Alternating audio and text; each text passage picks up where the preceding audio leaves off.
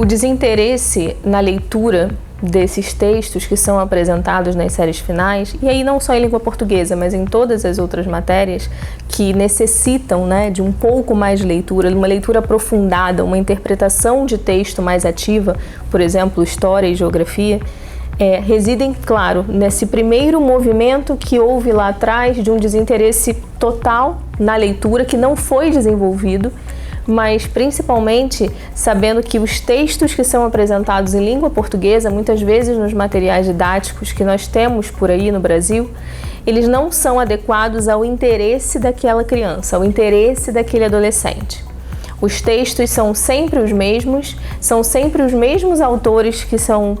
utilizados para explicar determinados movimentos da história ou para explicar o que é um poema, o que é um texto argumentativo ou o que é uma fábula, quando justamente o interesse vai residir na variedade, na diversidade de textos, para mostrar para esse aluno que existem milhões de textos com linguagens diferentes, com abordagens diferentes e que tudo bem ele gostar mais de um ou gostar mais de outro, porque é exatamente aí onde reside o interesse pela leitura e que vai suscitar a curiosidade de fazer esse aluno por conta própria, sem que a escola precise mandar, pegar um livro, abrir e mergulhar naquele mundo.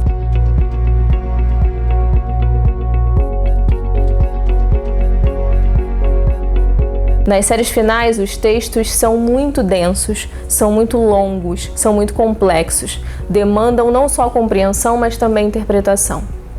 E se não houve um desenvolvimento de leitura e de adaptação a esse estímulo de ler lá no início, fatalmente, quando se chega nas séries finais, isso se torna cada vez mais evidente.